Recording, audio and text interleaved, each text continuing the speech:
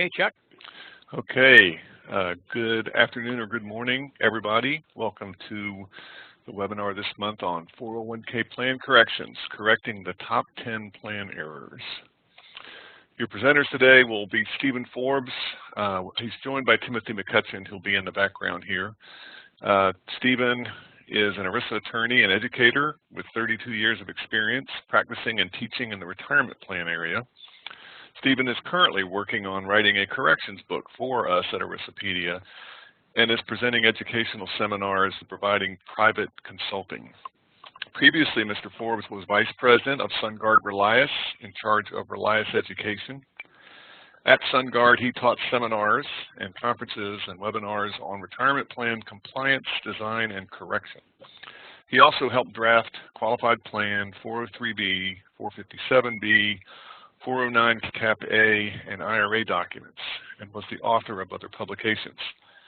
Stephen was also a tax law specialist at the National Office of the Internal Revenue Service under the Employee Plans Division. After receiving his bachelor's degree, he graduated from Willamette College of Law. He then went on to obtain his Master's of Law degree in taxation from the George Washington Law Center. I'm your facilitator, Chuck Gouge, and we have Joanne Pacina monitoring our question board. So you will see that your lines are all muted, but we do have a question board on the WebEx interface where you can type in questions. Joanne will try to triage those, get some to Stephen, or answer them if she can if it's about the webinar itself. Just remember, though, that during the webinar, your lines are muted. But Mr. Forbes will post answers to questions that we can't cover during the webinar on our website, ERISApedia.com, under the tab Webcasts. We also have the slides, and we'll have a recording of this webinar available on that same page, ERISApedia.com, under the tab Webcasts. So, CE credit. A lot of questions come in about where do I get my CE credit. This is eligible for a 2-hour credit. You have to stay for the entire, I think it's 100 minutes, which is 2 50-minute sections in order to qualify. So if you log off and your attendance is not registered, we can't give you credit because IRPA and ASPA and NIPA are very particular about that.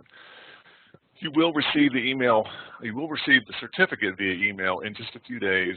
IRPA does take longer, it's a manual process. And please check your spam folders because this will come out via mass mailing, and a lot of times this gets caught in various people's spam filters. If you've attended one before and gotten it, it should get through. So I'm going to turn it over to you, Stephen. You can take it away, and we'll talk to you soon. Thank you, Chuck. Well, welcome to today's webcast, where we're going to address the top 10 failures of 401k plans. Now, obviously, these are the top 10 that I have selected. Some of you may have different ideas as to which ones are the most common failures. It's kind of a judgment call. As we all are well aware, 401k plans are by far the most popular retirement plan in the country. There are trillions of dollars invested in it. Many employers sponsor plans. Employees expect employers to sponsor 401k plans and oftentimes feel if they don't have one that they don't really have a retirement plan. As all of us well know, because I know most of you are on the front lines, 401k plans come with their administrative challenges. There's numerous rules that apply with respect to 401k plans. You've got the administrative challenges of contributions every payroll period, so consequently it leads to failures or errors as we call them. Fortunately, most of these errors are operational and that we can self-correct those. Furthermore, the IRS has not only created a correction procedure, but in this correction procedure, which we refer to by its acronym EPCRS, they have provided some specific correction methods, in particular with respect to 401k plans because of their popularity. And they continue to modify and update those correction procedures, and we're going to talk about some of the changes that they've recently made with respect to it. Now, the first area we're going to talk about is ADP and ACP test failures. As we all know, each year you have to apply the non-discrimination test, ADP for the deferrals, ACP for the match, and after-tax contributions. And you might have situations where they didn't either perform the test or didn't do it correctly, and therefore the plan is not corrected timely. We're all fairly well aware of the fact that in an ADP and ACP test, we have a 12-month period during which we can correct a failure. Oftentimes those are corrected with corrective distributions, or in some cases they're corrected with making QNEC contributions for the non-highly compensated to raise their average ADP or ACP test. But if you do not correct it, or do not correct it properly within the 12-month period, you have an operational failure, which means that you can self-correct that failure, but you need to do it properly. You can also, of course, use these correction procedures under VCP or audit cap if you happen to get caught. Let me mention, though, that correcting this failure solely by way of distribution is not available if you're beyond the 12-month period. As I said, on occasion you have employers that just fail to do the test within 12 months. Maybe a more common failure, though, is that they do the test, but they have incomplete data. They don't have the right compensation data, they don't have all elective deferral or all the matching contributions, or sometimes they misidentify highly and non-highly compensated employees, and all of a sudden your test is in the hopper. I remember experience, it's probably been 10, 12 years ago when I was doing some consulting for an employer, and it was a fairly sophisticated employer, and they were very good about administering their plan. And I was recommending to them that they review the most recent version of EPCRS so that they understood correction methods, and they, I think, got a little offended. And they said, well, we don't make errors in our plans. We're very careful. And I kind of chuckled, and I think I maybe offended them just a little bit, because as we all know, even the best run plan is going to have errors, in particular in 401k plans, because of the numerous rules. And they finally said, well, we dare you to find a mistake in our plan. Well, as Chuck indicated, I used to work for the IRS national office, and that's like throwing meat in front of a dog. And I thought, oh, I smiled, and I said, okay. And the first thing I asked them for is I said, let me see your worksheets on how you identified highly compensated employees. And they provided them to me. Within 20 minutes, I found 2 errors. They had misidentified, which means their ADP and ACP tests were incorrect. So we find those even in the best run plans. Now, if you find yourself in a situation where you're beyond the 12-month correction period and you determine, oh, no, we made this mistake or that mistake, before you fall on your sword, make certain you really failed the ADP and ACP test, because there are many different ways in which you can apply these ADP tests, some different ways in which you can apply the test, and you might find that you, even though in your first run failed the ADP and ACP test, there may be an alternative way in which you can pass those tests and therefore not have to bother with the EPCRS corrections. For example, you can use an alternative definition of compensation for testing. The definition you use for testing does not have to be set out in your plan document. It must be non-discriminatory, but you have some flexibility. You can gross it up for elective deferrals, or use net of elective deferrals, or use W-2 or federal income tax withholding wages, or the 415 definition. You can limit comp to that paid while participant. You also have the otherwise excludable employee rule, where you can operationally chop the plan in 2 and test each of the groups separately for testing purposes. And that sometimes can transform a situation where you fail into one in which you actually pass. You also have the statutory early participation rule. So, for example, in the 2016 plan year, Company X failed the ADP and ACP test. X did not correct by the close of the 2017 plan year. Before correcting the failures under EPCRS, X went and applied the otherwise excludable employee rule and transformed a situation which they thought they failed into one in which they passed. They don't need to do EPCRS correction in that circumstance. Now, let's assume you've done all that, you're still failing. Now, EPCRS provides two alternative correction methods: the QNEC allocation method and the one-to-one method. The one-to-one method is less costly and therefore the more common method of correcting a failure that was not corrected within the 12-month period. Let me explain how these two correction methods work. Under the QNEC correction method, what you do is you give QNECs to the eligible non-highly compensated employees. You'll also have to adjust for earnings because you're not correcting within the 12-month period.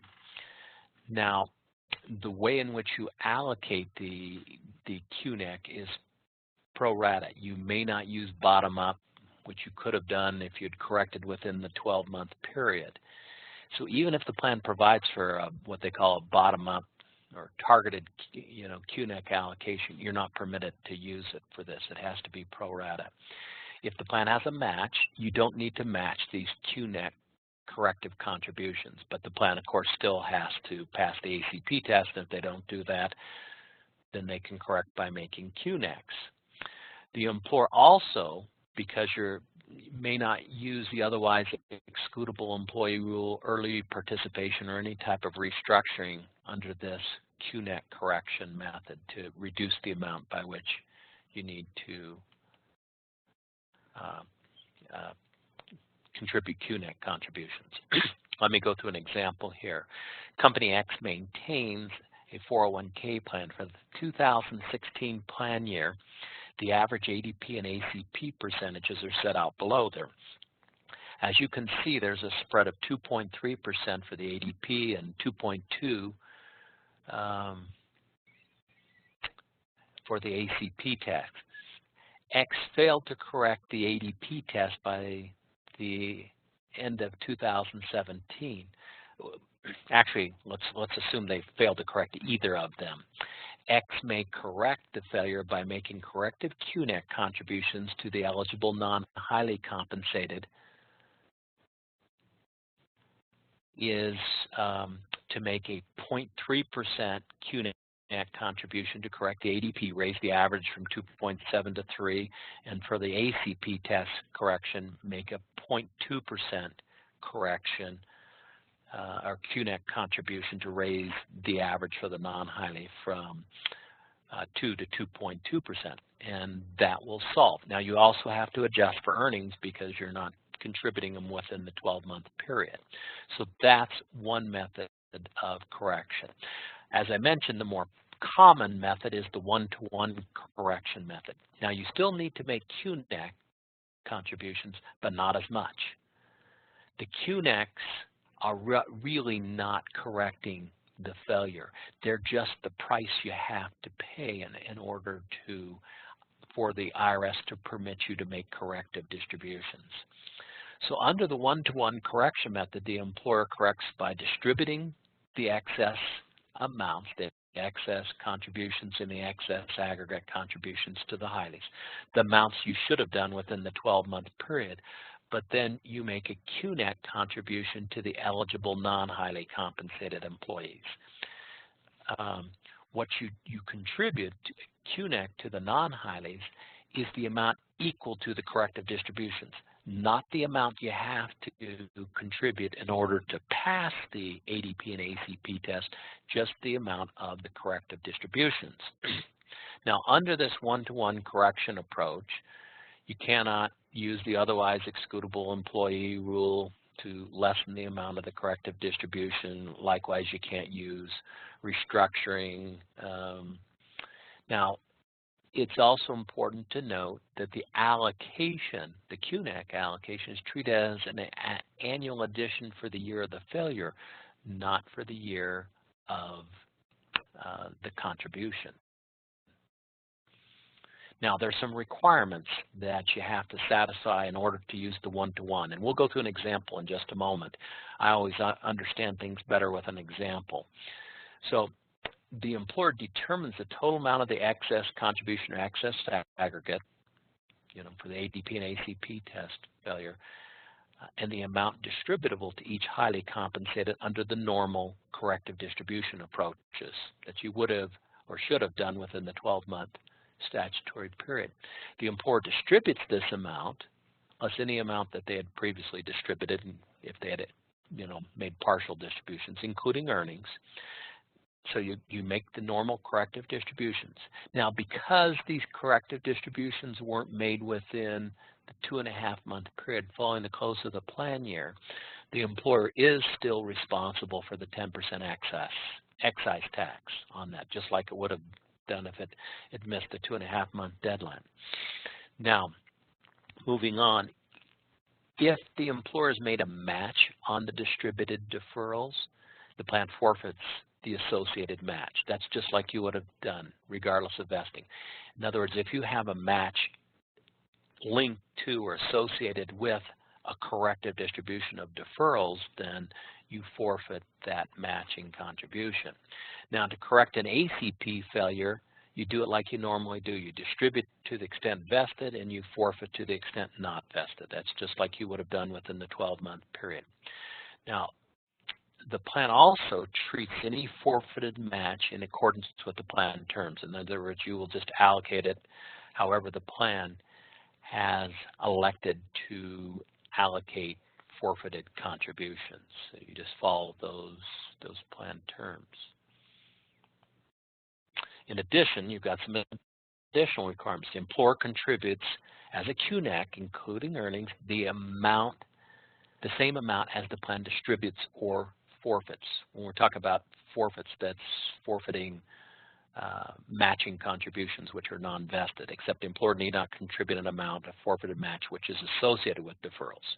So you have excess aggregate contributions. Those are matching contributions that fail the ACP test. You distribute to the extent forfeited. You distribute to the extent vested, forfeit to the extent not vested. The corrective or the QNAC contribution is equal to that amount. You don't have to include additional match which is associated with deferrals that you're distributing. Now, here's where the IRS gets a little bit more flexible with respect to this method. The employer may allocate the QNAC to any one of these three groups of non-highly compensated employees. You can allocate it to the eligible employees for the year of the failure who were non-highlies for that year. Just you identify that group and that's who you give the QNACs to. Or alternatively, you can do it the eligible employees for the year of the failure who are non-highlies and who are still non-highlies in the year of correction. So if they've become highlies, you wouldn't have to give it to them.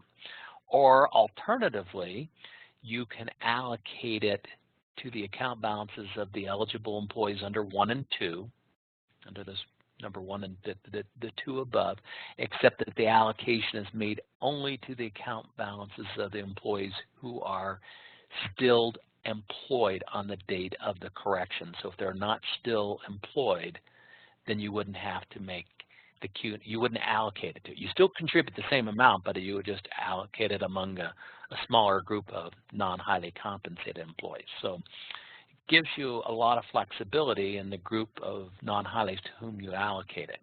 Remember, the QNAC is really not correcting the ADP and ACP test. It's just the price you have to pay. Now, regardless of which group of non-highlies to whom you allocate the QNAC, it must be uniform. There's no targeted bottom-up QNACing or anything like that. It's uniform. And then you further adjust the QNACs for earnings because you're doing it later.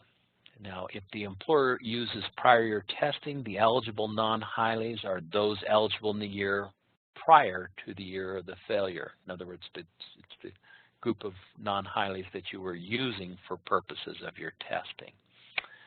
Okay, let's go to an example here. So Company X maintains a 401k plan. For the 2016 plan year, the highly compensated average ADP was 7%.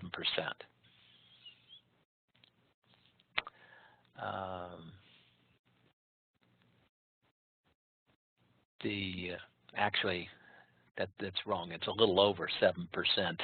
To be honest, I can see the 7. It should be like probably about a 7 and 7.3 or something. But the 3 highly compensated deferred the following amounts. So we have the amounts that they deferred here. The ADP percentage for the non-highlies was 4%. So we need to bring the highly compensated average down to 6. Furthermore, the payroll for the eligible non-highlies was $1.5 million. X failed to correct the ADP test by the end of 2017. So they're under EPCRs. X decides to correct the failure by using the one-to-one method because it's going to be far less expensive. So the excess contributions are as follows. You have to do a top-down leveling method determining what the excess contributions, top-down leveling method starting with the highly compensated with the highest deferral percentage till you get yourself down to a 6%. So the excess contributions are set out for the 3 highly compensated. But remember, for purposes of determining a corrective distribution, it's a top-down leveling method starting with the highly compensated with the highest dollar amount of deferrals. So the corrective distributions are going to Ann and Ben. We adjust those for earnings. We've got the corrective distribution amount to Ann and Ben. Now, to correct the failure under the one-to-one, they make the corrective distributions. Ann gets $4,688. Ben gets $5,006. The plan also would need to make a QNEC contribution for the non-highlies equal to the amount of the corrective distribution. So they would make a QNEC contribution of $9,694. Now you might think, well, why do this? Well, if they had corrected under the QNEC allocation method, they would have had to make a QNEC of $30,000 to raise the average of the non-highly compensated employees, and so it saves them over $20,000 to go through the one-to-one correction approach. So you can see the attractiveness of the one-to-one correction approach. Now, continuing on, assume the same facts as in the previous example, except the plan also includes a matching formula of 100% of elective deferrals not in excess of 6%. The matching formula is subject to a vesting schedule. For the 2016 plan year, the highly compensated average was 6%, and the non-highly compensated average was 3%. So there's a 3% differential. They failed the ACP test. Let's assume they didn't correct within the 12-month statutory period. So in this case, we choose to also use the one-to-one correction method. So we've identified the excess aggregate contributions of our 3 highly compensated, the corrective distribution, because again, it's a top-down leveling, starting with the highly compensated with the highest dollar amount of matching contributions, identified the earnings, and the match has a vesting schedule. You can see that Ben is not 100% vested. Dan is not either, but he's not getting a corrective distribution. So under the one-to-one, we distribute it to the extent vested. So Ann gets a $4,540 distribution. Ben gets a $2,048 distribution, and to the extent he was not vested in the match, that amount is forfeited, the $512. So to correct the failure, we have to make a corrective distribution of not only, a corrective QNEC contribution of of $7,100, which includes the corrective distribution plus the $512, which was forfeited. So we make a $7,100 contribution, and that is allocated among the non-Hileys. If we had corrected by using just the pure QNEC allocation, that would have cost us $15,000. So we saved almost $8,000 in this, the one-to-one correction approach. So those are the two methods for correcting a failure of an ADP or ACP test which was not done timely. Now let's talk about the source of the QNEC contributions. Now the QNEC contributions need to come from employer non-elective contributions, but now you can also include forfeitures,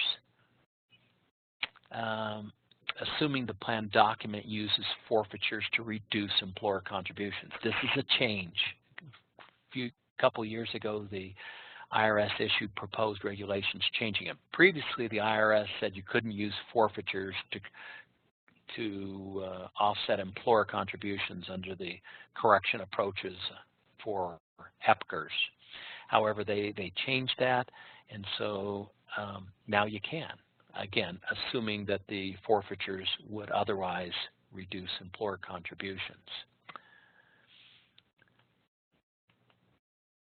Okay, so that's how we correct ADP and ACP tests. So let's talk about 401k plan elective deferral failures, which are maybe the most common failures I see in 401k plans. And again, the IRS has provided specific correction methods. You don't have to use their correction methods, but I would strongly recommend using. They are deemed or automatically treated as being reasonable corrections, and so you know that you're on safe ground with respect to these corrections. Okay, the two most common failures for elective deferral failures are where the employer fails to implement a deferral election or partially fails to implement a deferral election.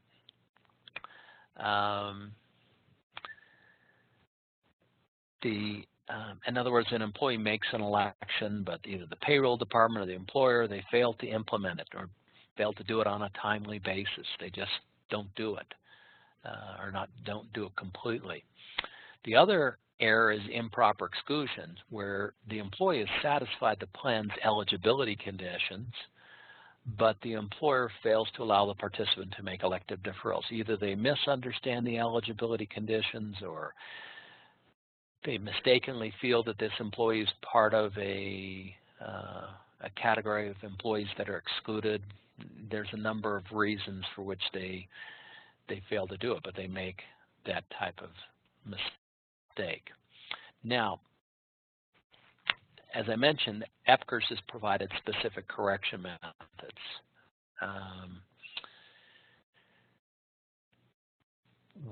To correct an elective deferral failure, EPCRs generally requires the employer to make a corrective QNEC contribution for what they refer to as the missed deferral opportunity. I'll define that in just a moment.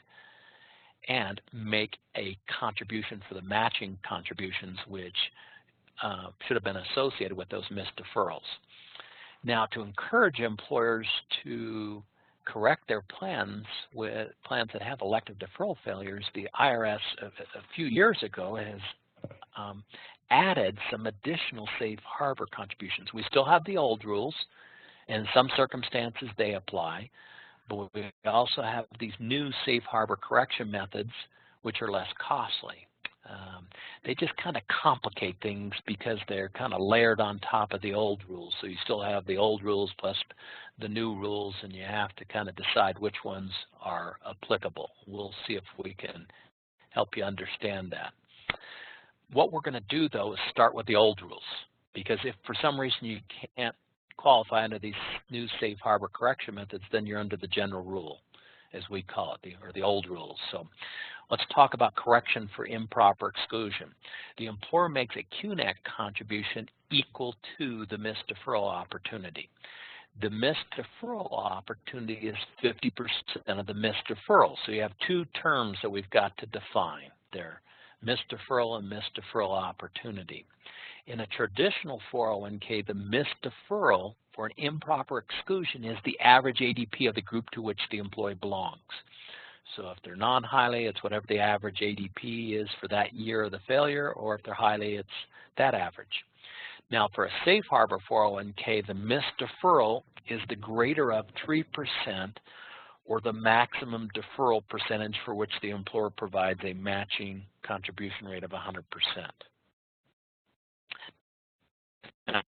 So if a plan doesn't use the safe harbor match, it's just 3%. So the easy way to remember it, it's the greater of 3% or the maximum deferral percentage at which the plan matches at 100%. Now, if it's a partial year failure, you calculate the missed deferral for the portion of the plan year in which they were improperly excluded or for which they failed to implement the election and calculate it. But this is how you calculate for an improper exclusion. You calculate the missed deferral.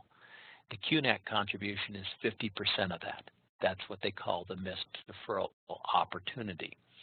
Now, if the plan also has a matching contribution formula, you first calculate the missed deferral.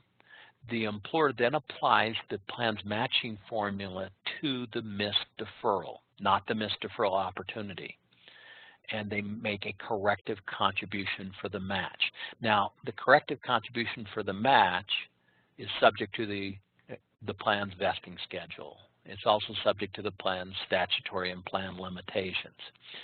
Now, for a safe harbor match, the employer contribution is a form of a QMAC. Actually, the EFCR says it's a QNEC, but it has the same characteristics of a QMAC. It's just, it's 100% vested and subject to the distribution restrictions.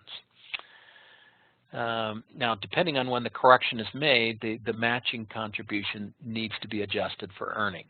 In other words, depending on how delayed that matching contribution is.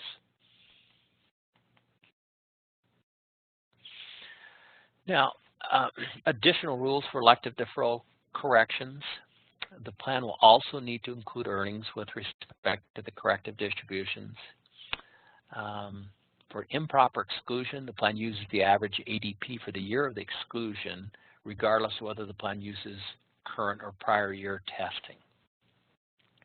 So if I was excluded in 2017, it doesn't matter whether the plan's using current or prior year testing, you use the average ADP for that particular year. Corrective contributions are subject to plan and statutory limits. In calculating the missed deferral, the plan may not use the otherwise excludable employee rule.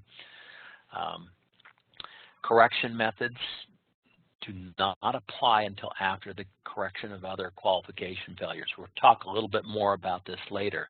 In other words, the plan disregards the employees who were improperly excluded, even if it were just for a portion of the year, and they're not included in the ADP and ACP tests. So you first perform the ADP and ACP test before you make corrective contributions. These additional rules also apply if a plan fails to implement a participant's election. So let's go through an example for an improper exclusion. Company X maintains a 401k plan.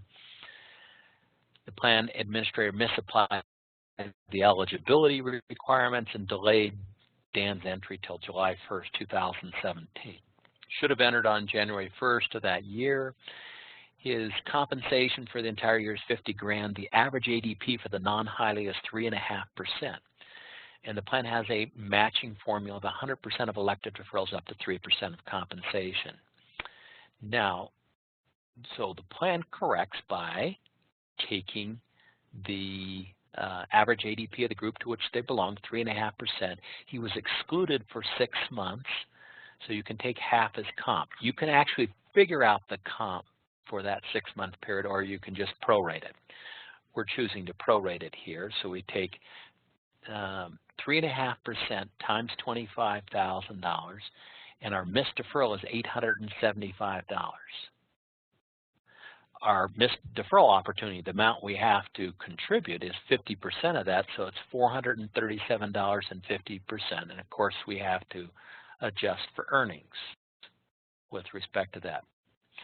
Now, the employer also would provide a corrective contribution for the match, and we would take the matching formula and it would be 100. It's 100% up to 3, and we apply that to the missed deferrals, but it's subject to the plan limits of 100% up to 3%. So we would also make a corrective contribution for the match of $750. That's calculated on the missed deferral. That also would need to be adjusted for earnings.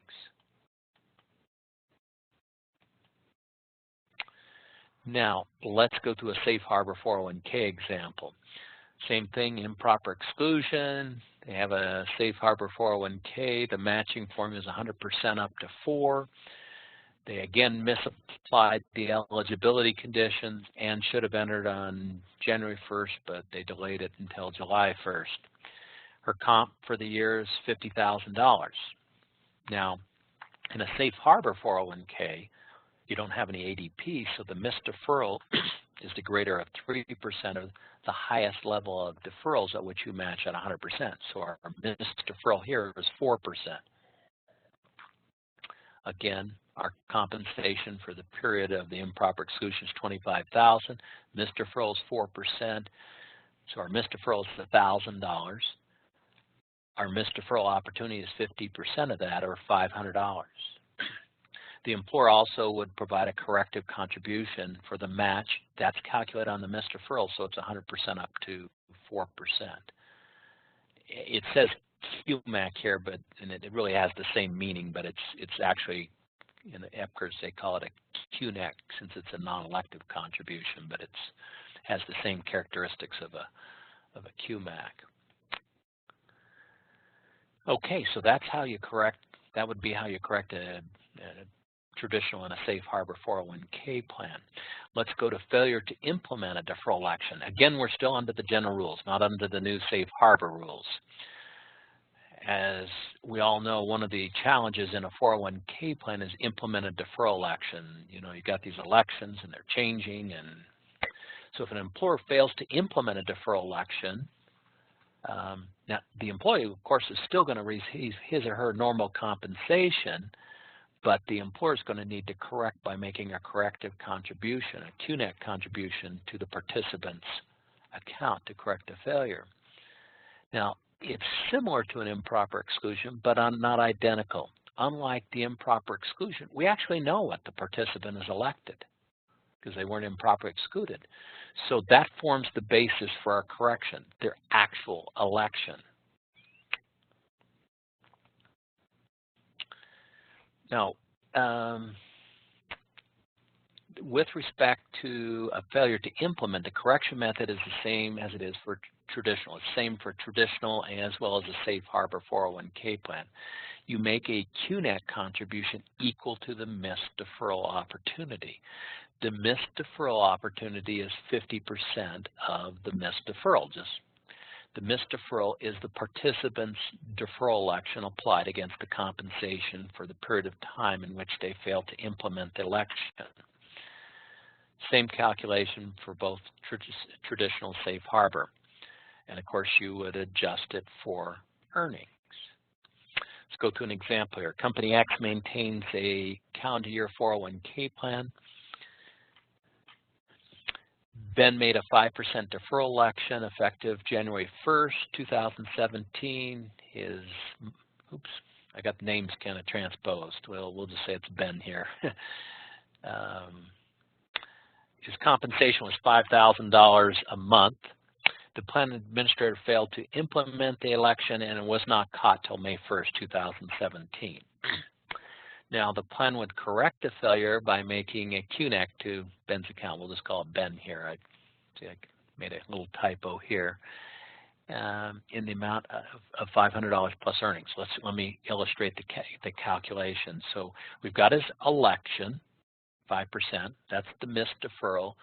$20,000 of compensation for the 4 months. So his missed deferral is $1,000. Our missed deferral opportunity is 50% of that, so that's $500. It would be the exact same result if it were a safe harbor 401k plan, at least as for purposes of correcting the deferral. Now, let me mention right here, because Roth deferrals have become more popular, what happens if the employee made a Roth deferral election? You still correct it with QNEX. Doesn't matter that he or she made a Roth election. Now, continuing on with a failure to implement, let's figure out how do we correct the match. As with the correction of the improper exclusion, the plan will apply whatever the plan's matching formula to the missed deferral, not the missed deferral opportunity. So you first calculate the missed deferral, then you take the plan's matching formula applied against the missed deferral, and the employer contributes that amount. The match is subject to the plan's statutory and plan limits. If it's a safe harbor match, then it's 100% vested. Otherwise, it's subject to the plan's vesting schedule. The plan also will need to include earnings with respect to the corrective contributions. So assume the same facts in the previous example, except the plan also includes a matching formula of 100% of elective deferrals not exceeding 4% of compensation. To correct, the plan applies the matching formula to the missed deferrals. So it's subject to the plan limitation because it matches up to 4. So it's 100% up to 4 because that's the plan limitation. So there would be a corrective contribution of $800. And that would be adjusted for earnings depending on when it's contributed. If we're a safe harbor 401k, the match would be subject to 100% vesting.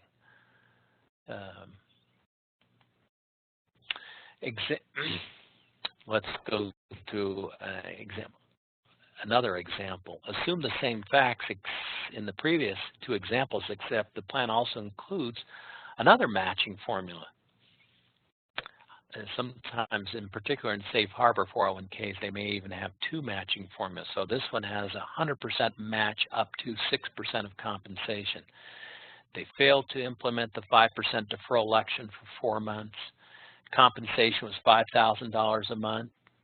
The match is subject to a vesting schedule. So the missed deferral is $1,000. So we apply the matching formula to the missed deferral, and it's 100% up to 6%. So the missed deferral is 5. So we subject it to the limits here, and you would also make a contribution of $1,000 to correct the matching contribution. That would also need to be adjusted for earnings depending on when the match is contributed. Okay, so that's how we correct those 2 elective deferral failures under the general rule. I'm going to get to the safe harbor rules, which are less costly and probably more likely to be used. Now, but let's mention what we need to talk about other qualification failures and how you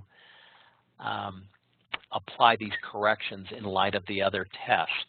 The Epker's correction methods do not apply until after the other resolution of the other qualification failures. I mentioned this already, but I wanted to emphasize this.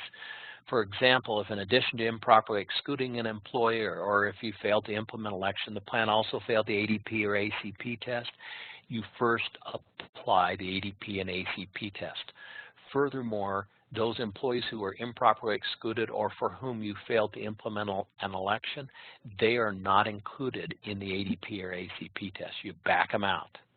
You just do not include them in the ADP test. That's why you have to do the ADP or ACP test first.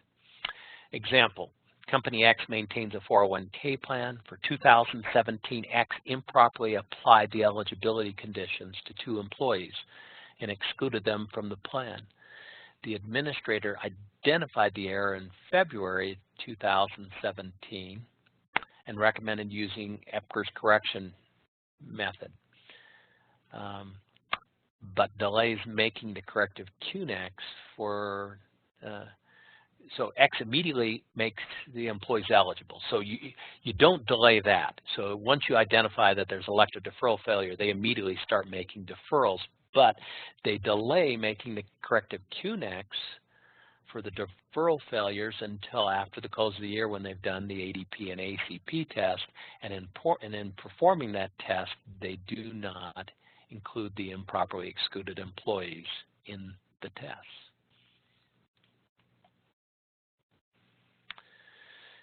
As I've already mentioned, the employer needs to permit the employee improperly excluded to make their deferral election immediately, as soon as they're aware of the error, but they wait for the ADP test. In particular, you have to wait for it for the improper exclusion because you use the ADP average percentage as the basis for calculating the missed deferrals.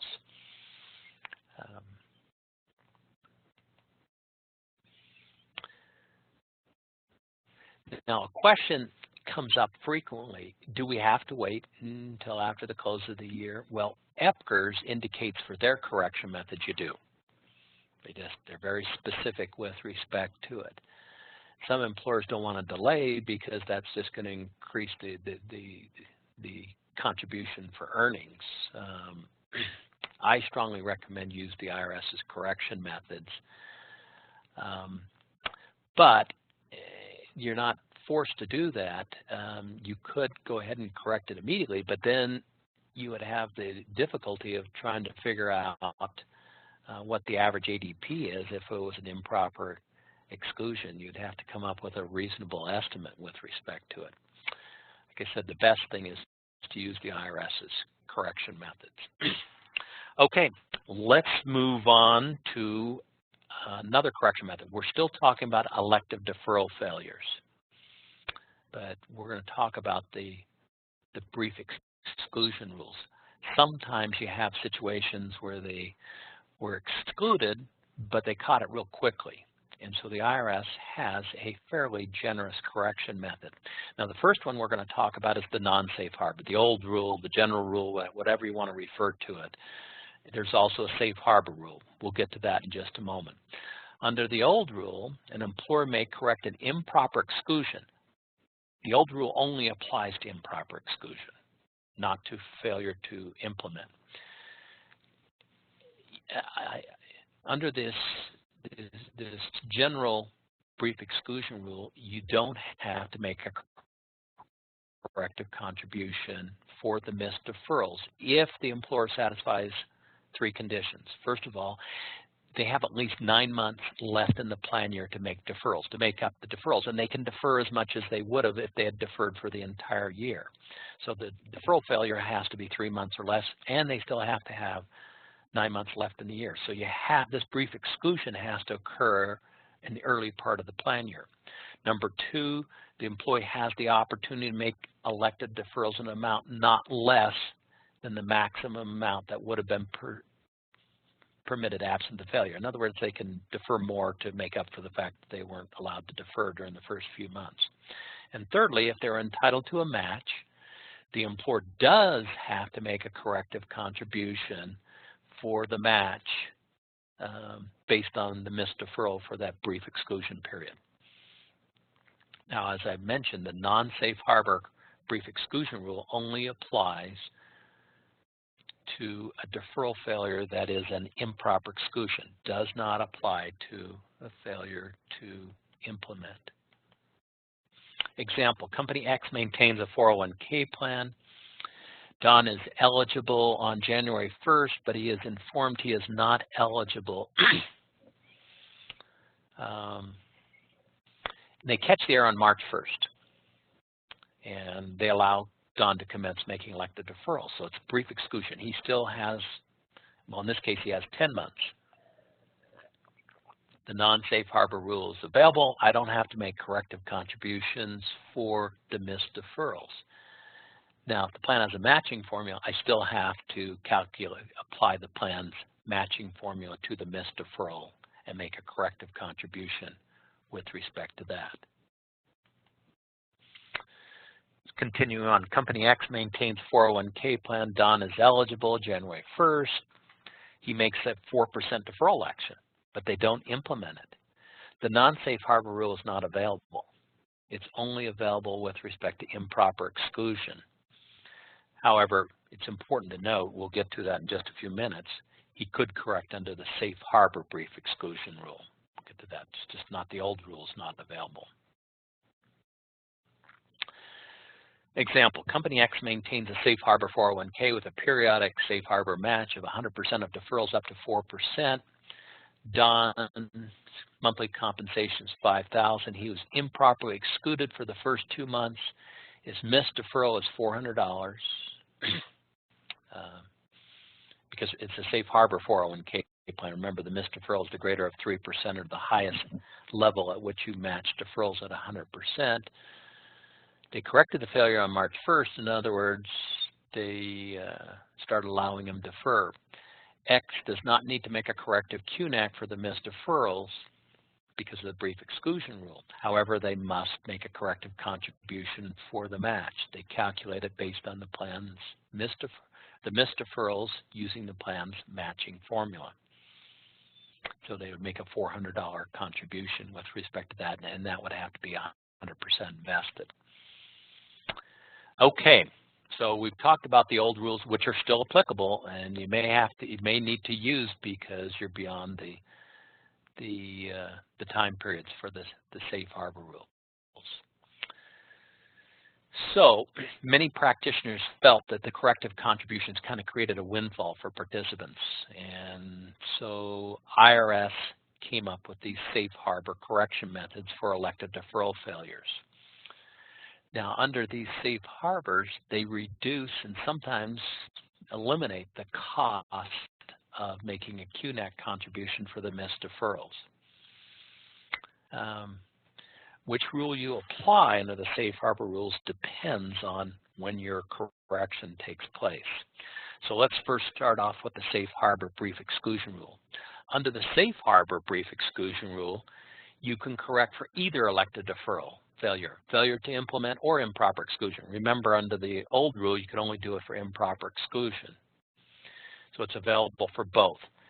Furthermore, you can look at these three rules. The correct deferrals begin no later than the first payroll date on or after the last day of the 3-month period, or if the employer is notified earlier than the first payroll date after the end of the month in which they were notified.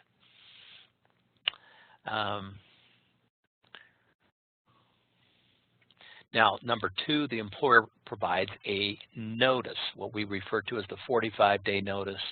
That 45 days is measured from the date on which correct deferrals commence.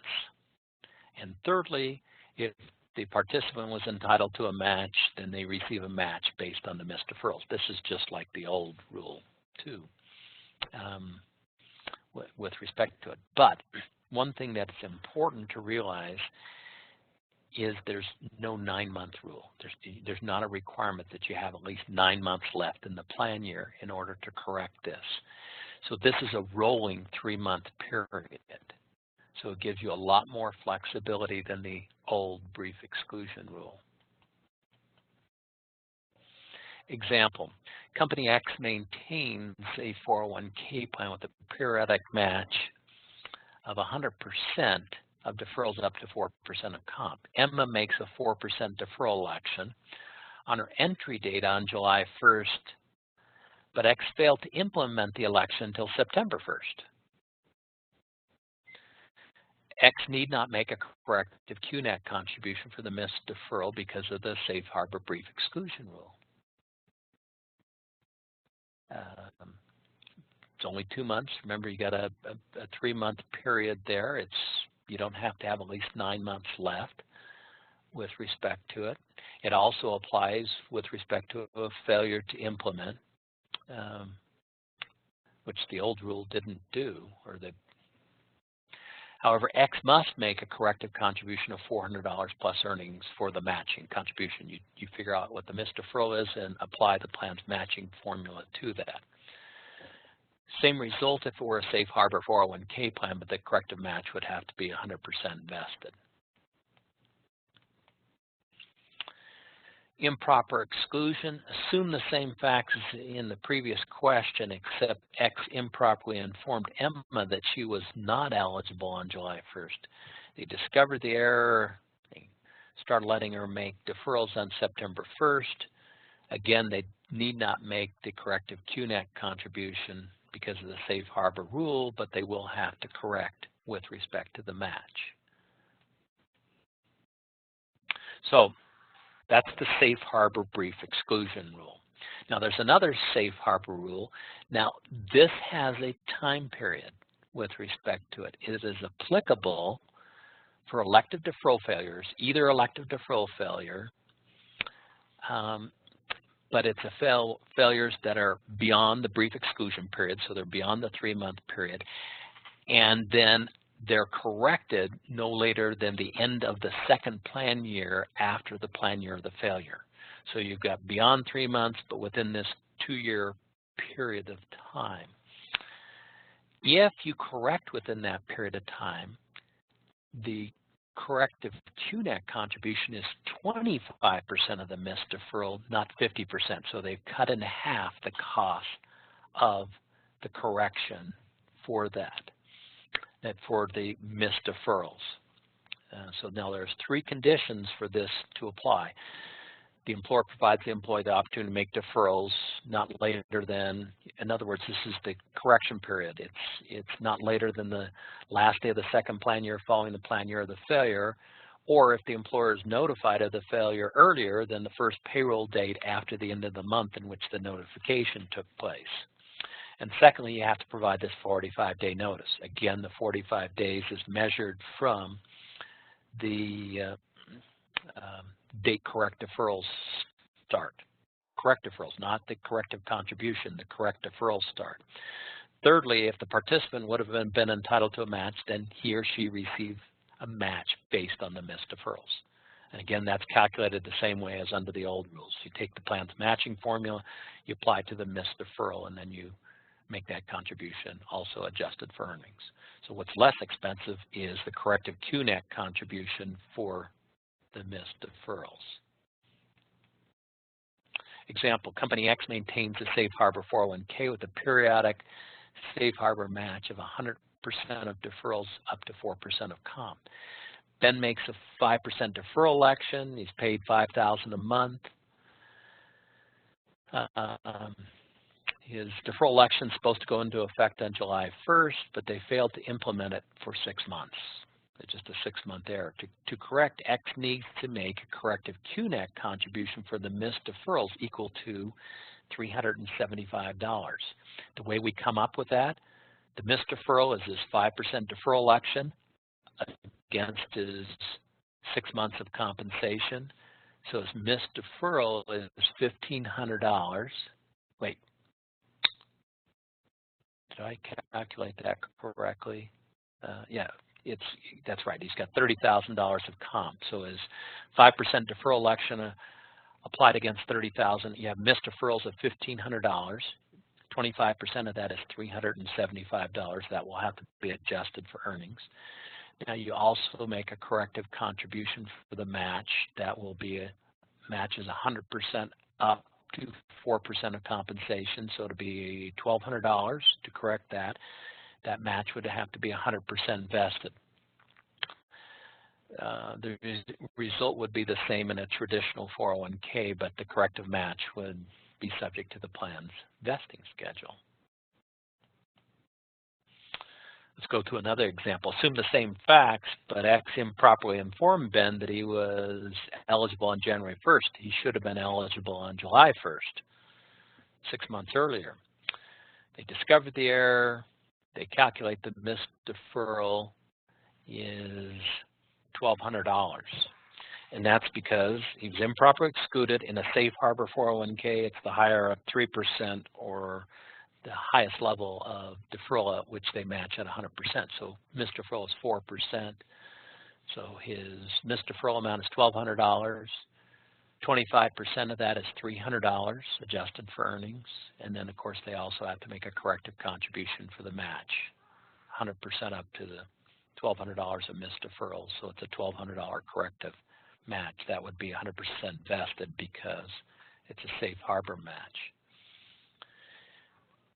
Example, in a traditional 401k, assume the same facts, except that it's a traditional 401k, so it's an improper exclusion, so we use the average ADP. Let's assume it's 3.5%. So the missed deferral is 3.5% of his $30,000 of comp, or his missed deferral is $1,050. The corrective contribution would be 25% of that for the missing deferral, so it would be $262.50. And then they would also correct for the match. The match, however, would be subject to the plan's vesting schedule. Now, remember, in the safe harbor, one of the conditions or requirement is you have to provide a notice within 45 days of the date the employee starts to correct deferrals. In the slide, we've identified the items which need to be set out in the 45-day notice.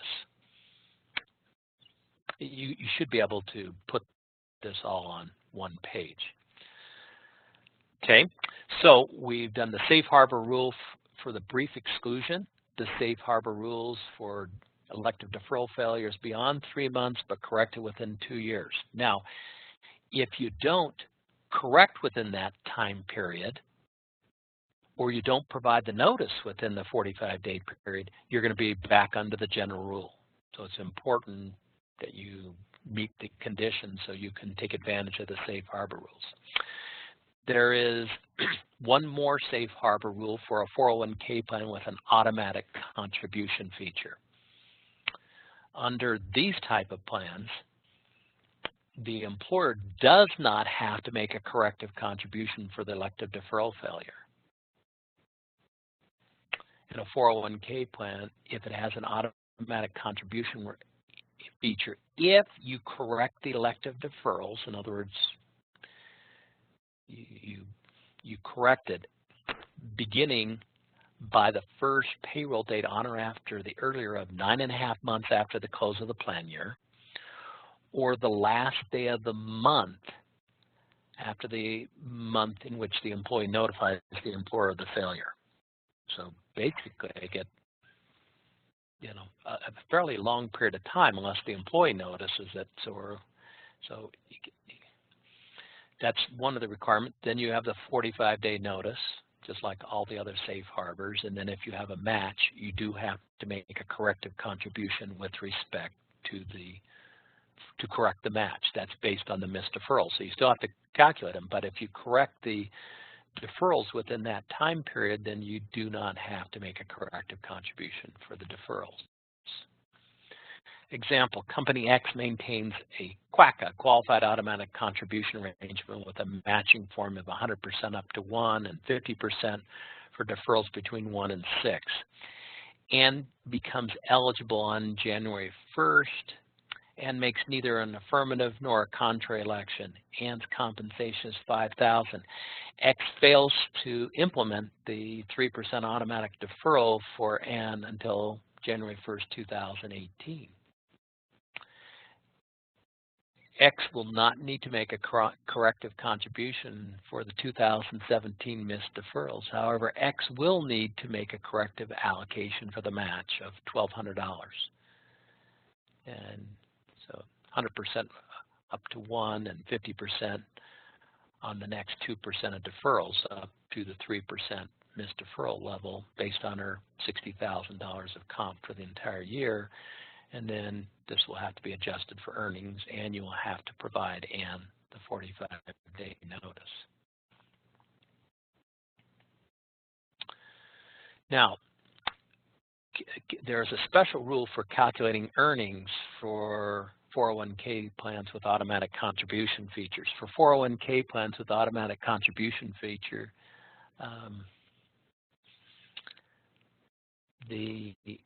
you can calculate earnings on the basis of the plan's default investment alternative, assuming the employee has not made any investment elections. But if there's a loss, then the employer may not reduce the required corrective contribution for any losses there.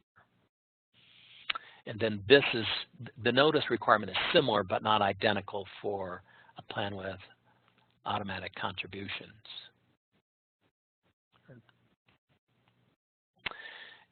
Now, again, for the correction method for plans with automatic contributions, so it doesn't apply to the other two safe harbors, just to this safe harbor. There's a sunset provision. It sunsets. It only applies with respect to failures that begin on or before December 31st, 2020. At that time, the IRS will review this correction method and decide whether to modify it, continue it, or get away with it. But it's only this safe harbor that has a sunset provision with respect to it. Then we have a chart here that kind of helps you remember all these different correction methods. It's tough to remember. When I remember first reading them, it was just trying to go through and figure out which one applied in which situation. So you have the general rules as well as the safe harbor rules, and indicate the corrective contributions and the notice required with respect to them. Also have a chart for calculating our corrective contributions, divided up by whether it's a traditional 401k or a safe harbor 401k plan, and also depending on whether it's an improper exclusion or failure to implement, and then the corrective contribution for the match. Hopefully those charts will be helpful in determining how you correct these failures. Now, what happens if an employer fails to implement a change in a deferral election? In other words, it's the participant has deferred or is deferring, and that's being implemented, but the employee changes it. It's not specifically discussed in EPCRS, but the principles should be the same. And so you just would apply the same principles, but just apply it to the change that they failed to implement. You would make a corrective QNAC contribution for the missed deferral opportunity and calculate any match based on the missed deferral. Example, Company X maintains a safe harbor 401k that provides a safe harbor match of 100% of deferrals up to 4%. Effective July 1st, 2017, Mary increased her deferral election from 3 to 4%. Her monthly comp is $5,000. They failed to implement it for 6 months. So the missed deferral is 1% of her $30,000 of comp for the last 6 months, or $300. Since it was discovered beyond the 3-month period, but within the 2-year period, we should be able to use the safe harbor method, and the corrective QNAC should be $75 for the missed deferral opportunity. Now, we will have to correct for the match, which is going to be based on the full missed deferral plan's formula, and so there would be a $300 correction for that, and of course we would adjust for earnings. Now, you'll notice the note at the bottom. If the employer had caught the error within 3 months, it could have taken advantage of the safe harbor brief exclusion rule and avoided making the QNAC contribution at all. They still would have had to correct for the match, but I think you could have reasonably argued that the brief exclusion rule would have applied with respect to that. Now, what happens if you fail to implement a decrease in a participant's deferral election? Again, this is not addressed in EPCRS, but we feel that the appropriate correction would be for the plan to return the inappropriately withheld contributions to the participant. Just give those back to the participant. Now, if there's enough time left in the plan year, rather than returning the deferrals, you could just adjust the deferral election to get the employee to where they wanted to be at the end of the year. Of course, they would have to receive whatever matching contribution to which they were entitled.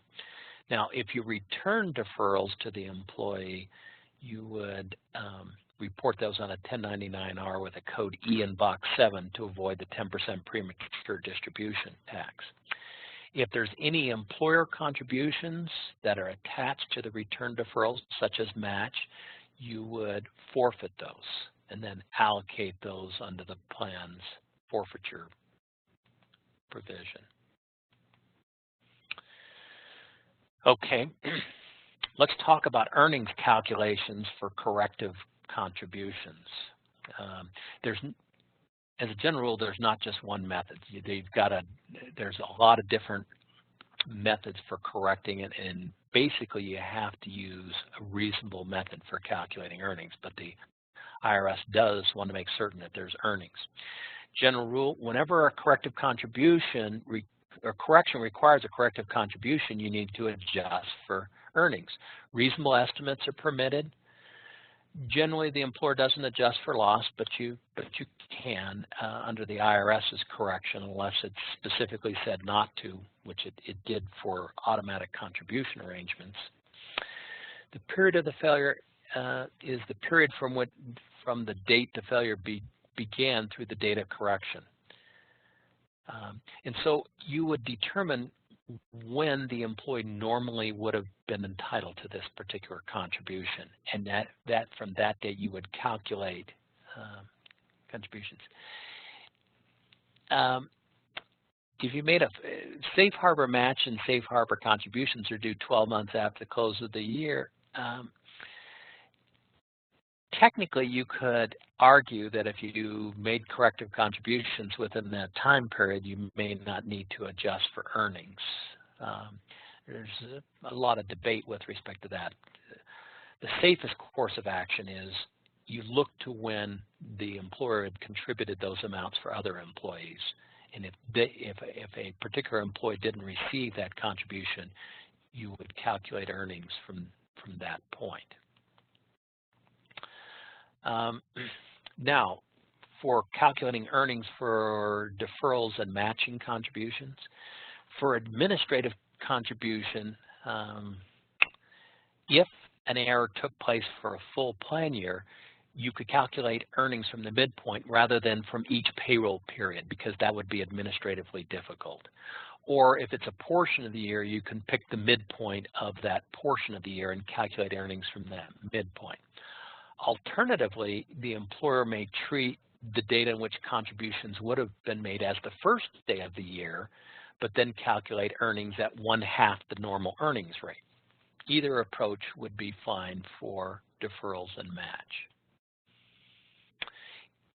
Furthermore, if you have multiple investment funds, the rate is normally based on the participants' investment choices. However, if most of the employees are non-Hileys, you can use the investment option with the highest rate of return. If the employee has not made investment choices, the rate can be the average of the rates of the various investment choices of the plan, weighted by the amount of plan assets in the various investment choices. So as you can see, there's a lot of flexibility with respect to this.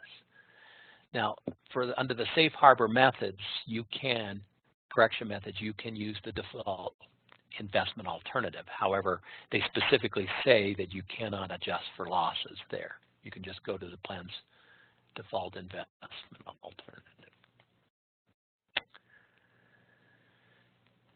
And then this is a chart talking about corrective QNEC contribution under the safe harbor rules, how much you contribute under the various correction. And of course, if a plan includes a matching feature, you always need to make a corrective contribution for the match.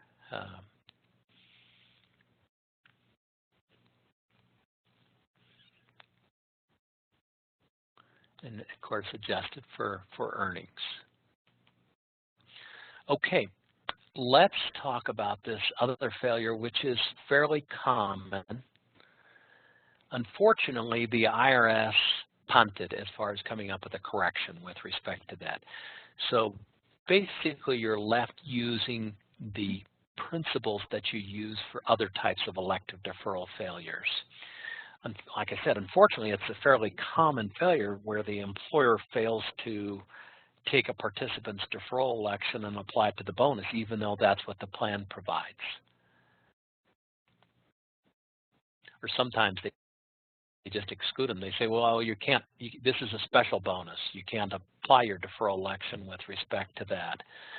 even though the plan document is fairly straightforward that it applies with respect to that. A lot of times the employers just misunderstand the compensation definition or make just unilateral decisions thinking, well, this is a special item of compensation, even though the plan quite clearly says that you apply the election with respect to all W-2 compensation. So one of the more common errors in a 401k plan is the failure to apply a participant's deferral election to a bonus despite that the plan defines it to include bonuses. The plan doesn't have to. The plan could exclude bonuses, but let's just say they don't. And lots of times they don't because bonuses often go to the highlies and they like to make deferral elections with respect to this. Now, this type of error raises a lot of not only common but important questions, but the IRS just kind of doesn't discuss this. I've talked to a lot of fairly well-versed people on IRS corrections, and I get a lot of different opinions with respect to that. So that's what happens when the IRS doesn't provide guidance with respect to that. So the factors, I'm going to give you my thoughts on how you would correct this. The factors that you would take into account in determining how you would correct this are, does the plan treat the bonus as kind of a separate item from its normal payroll, or is it just considered an additional payroll item? Also, I would take into account when the bonus is paid. In other words, is it paid at the end of the year, or is it paid early in the year? So the first question is, could you apply the brief exclusion rules with respect to a failure, an elective deferral failure for a bonus? An underlying principle of the brief exclusion rules is that the employee has the opportunity to make up deferrals, make up the missed deferrals and later deferrals. For a bonus paid at the end of the year, such an opportunity is effectively not available. Therefore, I think the IRS would conclude that you really couldn't apply either brief exclusion rule to a bonus paid at the end of the year. Furthermore, if the plan treats it as a kind of a one-time payment, the bonus, kind of a special item, where it requires a separate election, you also wouldn't be able to make up the elective deferrals because the next bonus may not be paid for another 12 months, and so you really don't have that opportunity. Now, if a bonus, however, is paid early in the plan year, let's say during the first few months of the plan year, which some employers do, arguably you could apply either one of the brief exclusion rules. Now, in that case, though, remember, you'd have to provide the 45-day notice. Basically, what you're taking the position is that the employees could make up the missed deferrals for the balance of the plan year. And so really the next payroll period starts to correct deferrals, and that's the 45-day period from which you'd have to measure the notice, or providing the notice. So the safe course of action is to just apply, one of the correction methods, providing either the general or safe harbor, and providing either the 25% or the 50% QNEC. But like I said, if the bonus is paid early in the year, I think you could make a reasonable argument that it would apply. You'd still have to, of course, correct for any matching contribution. Like I said, probably the safest course of action to apply with respect to bonuses apply either the safe harbor correction method or the general correction method. Let's go through an example with respect to this. Ann participated in her company's 401k plan. Ann makes a 5% deferral election. The plan defines compensation as W-2 compensation and has a bi-monthly payroll with bonuses paid at the end of the year. Ann's bonus is $10,000. The employer, however, failed to apply her deferral election with respect to the 2017 bonus. I would contend that the brief exclusion rule is not available because and really doesn't have an effective opportunity to make up for the missed deferrals there. Ann's missed deferral is $500. That's her 5% election applied against her $10,000 bonus. And if we use the safe harbor method and corrected it timely, the correction is $125 plus any earnings. And if there's any match, you'd have to correct for that with respect to it. That's certainly the safest course of action as far as correcting it. Okay, let's move from bonuses to 402G failures. As we're probably all familiar, 402G failure, or 402G limit is the amount of deferrals an employee may make during the course of a calendar year. The 2018 402G limit is $18,500. And the correction when we overshoot the 402G is to distribute the excess deferral, and that's what it's called. And the deadline for that is April 15th of the following taxable year, and that's an absolute deadline. Now, when we make that corrective distribution, just for reporting purposes, the excess deferral is taxable in the year of deferral, so the prior year. And the income is taxable in the year of distribution. So you got two different 1099-Rs. I see employers kind of, still employers and administrators still making mistakes. My son was actually had this mistake happen with respect to him, and they tried to correct it through messing around with the W-2, and they just made the mistake worse, and it just was very messy to clean this thing up. So that's how the deadline is April 15th, and it's a qualification requirement. So what if we miss the April 15th deadline? Then we have a disqualifying defect. Now, EPCRS has provided a correction. But the EPCRS correction, unfortunately, doesn't change the tax consequences. Those still apply. What EPCRS allows us to do is to do what we should have done by April 15th. They allow us, even though we're beyond April 15th, to go ahead and make the corrective distribution to the employee plus earnings. And that will resolve the disqualifying defect. However, it doesn't change the double taxation. If you miss the April 15th, the excess deferral is taxable in the year of deferral, and it's also taxable in the year of distribution. And of course, the earnings are actually also taxable in the year of distribution. And you'll get a 1099-R for the corrective distribution as well as the earnings. And then the employer needs to communicate to the employee that he or she needs to amend their tax return and take into account the deferral for the year of the excess deferral for the year of deferral. It's really kind of a messy correction and a messy reporting mechanism. But that's the correction if you missed that. So as this, you can correct this under the self-correction procedure.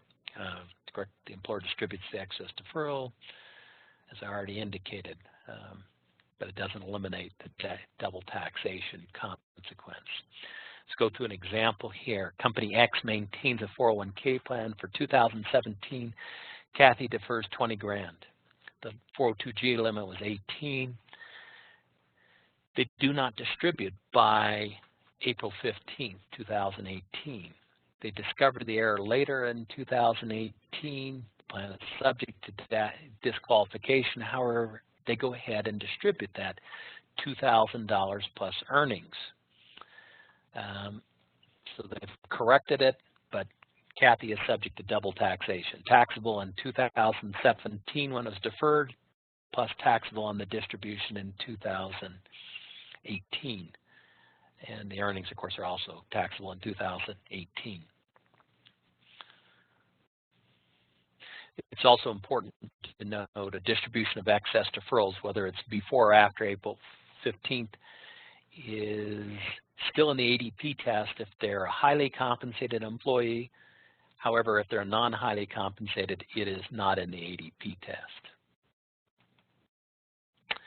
Okay, let's go to another error, an early inclusion of an otherwise eligible employee. So and I see employers making that. They think, sometimes they've got this kind of employee, that this special employee they've recruited heavily, and that employee doesn't want to wait a year and a few months, and so they say, well, we'll go ahead and allow you to participate in the plan early. They think they have that type of discretion, which, as we well know, they don't have that type of discretion. Now, that's an operational error, and because it's a fairly common error, the IRS actually has a fairly generous correction method. So if they allow people in early, in other words, the plan has earlier before they've met the plan's minimum age and service condition, or they've met the age and service condition, but they let them in earlier than the entry date that they should have waited until before they've entered the place. Either case, it's a disqualifying defect. They're failing to comply with the plan terms. So the IRS will allow the employer to adopt a retroactive amendment conforming the plan to its operation. In other words, operation being that they let these people in early, as long as they meet certain requirements. So you adopt an amendment allowing these people in, and you don't have to allow other people in, just those people that you allowed in early, as long as it would have meets the qualification requirements currently, and it would have met the qualification requirements when it was adopted, and most importantly, the employees affected by the early inclusion were predominantly non-highly compensated employees. That's a key condition. Now, it's important to note, normally if you have to correct a failure by adopting an amendment, you have to file under VCP. This is one of the 4 or 5 exceptions under EPCRS where they will allow you to adopt an amendment to correct and not have to file under VCP. In other words, you can do it under the self-correction program. So this is a fairly tailored amendment. You have to be careful so you don't open the doors for everyone to come in retroactively, just those employees. And again, it has to be predominantly non-highly compensated. Example, employer X maintains a calendar year 401k plan with an eligibility conditions of 1 year age 21. The plan's entry dates are January 1 and July 1st. In 2017, they hired 4 new programmers, and despite the plan terms, permitted them to enter the plan immediately. The new hires were 3 non-highlies and 1 highly. In 2018, the administrator identified that they'd made this mistake. The employer had made a mistake letting these people in early. X corrected the failure by adopting a plan amendment permitting the programmers and no one else, just these. Because if you let the other ones in, you didn't let them defer, and now you've got elective deferral failures on top of it. So to enter the plan immediately upon hire, I refer to this as a very tailored amendment. Now, and you've corrected this. Now, one of the additional advantages of this correction is you've probably already applied the ADP and ACP test, so I don't have to go back and rerun the ADP and ACP test. In other words, these 4 employees were probably included, and if I had to back them out, then I might now have ADP and ACP test failures on top of my early inclusion failure. Now, let's have another example. Assume the same facts, but the makeup of the new hires is 2 highlies and 2 non-highlies. Now we're not predominantly non-highly compensated, and this correction method is not available. We can't adopt the retroactive amendment. So how would we correct it in this case? Well, an alternative correction method would be to return the deferrals to those employees that were allowed in early. Just return the deferrals they made plus earnings, report it on a 1099-R with the code E. If there were any employer contributions given to those employees, you would forfeit those and then allocate those under the plan's forfeiture allocation provision.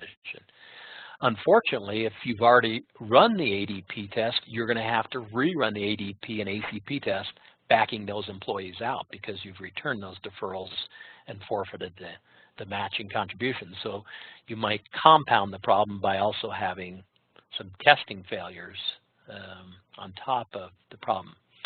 Now, let's go through an example. So employer X maintains the calendar year 401k plan, 1-year age 21 eligibility conditions, semi-annual entry dates. Again, we have these 4 programmers, 2 Hileys, 2 non-Hileys. We let them in early.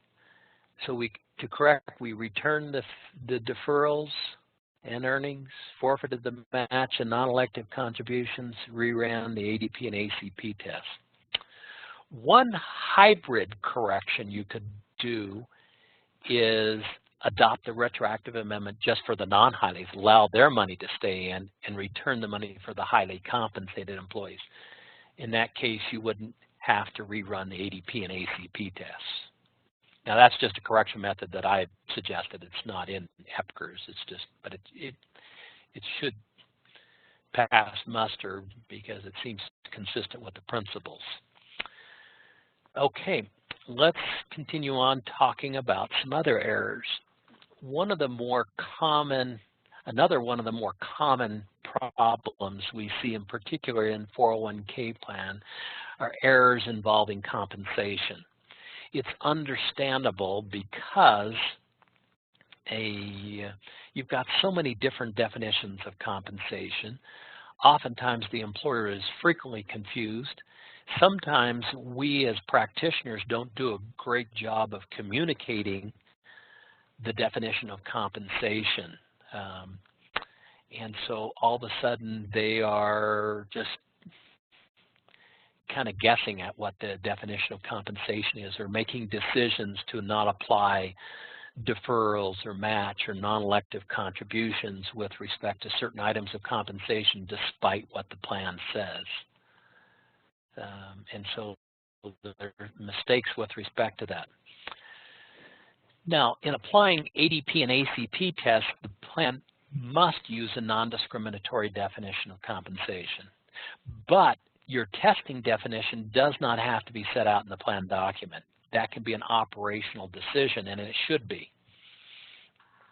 So you have a lot of flexibility with respect to that. Now, as I mentioned, it has to be non-discriminatory. So you start off that there are 3 safe harbor definitions of non-discriminatory definition of compensation. You can use 415 compensation, or you can use W-2, or for that matter, you can use federal income tax withholding wages. There's some adjustments that you can make with respect to it. You can exclude certain fringe benefits. You can gross up for elective deferrals or use net of elective deferrals. Those are adjustments that are made. You can also use an alternative definition, but you have to test that alternative definition each year, and you have to demonstrate that it can pass the compensation ratio test. And if it does, then you can use that alternative definition for testing. We're just talking testing. Now, a lot of times employers like to use the same definition for allocation purposes just to make life simple, but they don't have to. Now, for deferral, for match, for employer contributions, your plan document must set out your definition of compensation in order for your plan to have a definite allocation formula. So you have to set those out. Now, for deferral purposes, it doesn't necessarily have to be non-discriminatory. It just need be reasonable. So you might use a definition which is base comp. In other words, you may say, you know what, we're not going to apply it to overtime or bonuses or certain special items of compensation because the opportunity for mistakes is frequent. So that's just a choice you can make. But if you use an incorrect definition of compensation, well, let's say your plan document says a certain definition, but the employer doesn't apply it correctly to a participant's deferral election, then they have an elective deferral failure, and you have to apply those corrections to that.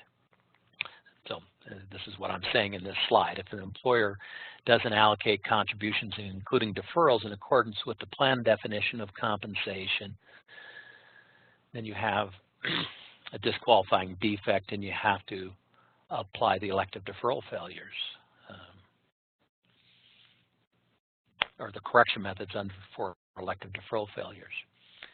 Now, if a plan doesn't use a non-discriminatory definition of compensation for testing, you're going to have to retest using a non-discriminatory definition. And if you're beyond the 12-month period, then you have to go back to those corrections we discussed at the very beginning and apply the ADP and ACP test corrections with respect to it.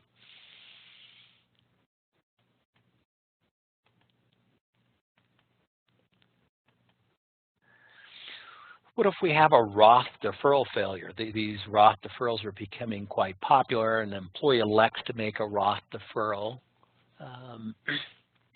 but nevertheless they treat it as a pre-tax deferral, and it's not discovered for a while. The way in which you'd correct that is to go back and reclassify the deferral as a Roth deferral. If you've already issued the W-2, you'd have to go back and amend the W-2, and the employee would probably also be required to amend his or her tax return.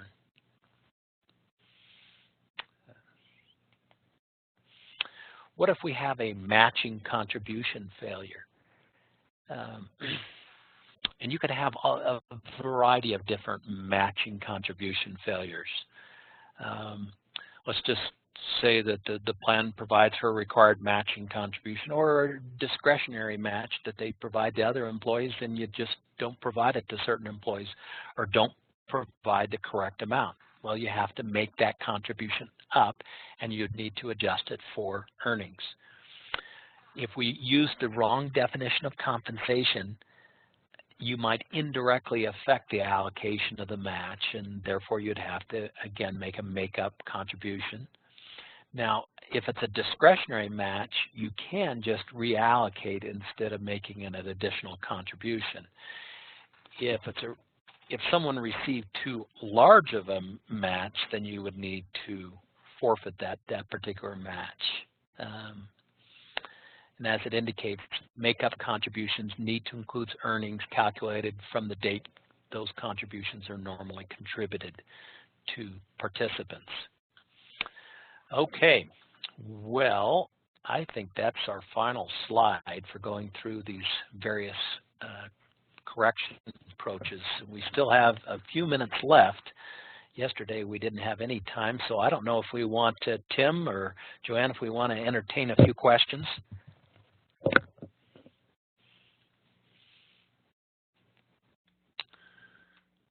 Thanks, Stephen. Actually, Tim just sent me a note that he had a system crash, which is I'm worried glad that his I might system have crashed, not mine. Yeah, I know, but I've got storms moving through the area, so I might lose power. But anyway, he was going to switch over to me and let me do a quick presentation of the system, so I'm not going to be able to do that. Okay. But appreciate your content sharing there. That was a lot to cover, and I hope everybody got some good value out of that. Do you have another slide that has contact information after this one? Yes. Okay. So there's contact information here. Hold on. There we go. There we go. So there's Stephen's contact information. You can always reach us at either sales@erisapedia.com or support@erisapedia.com. And that phone number, 612-605-2266, is our main number.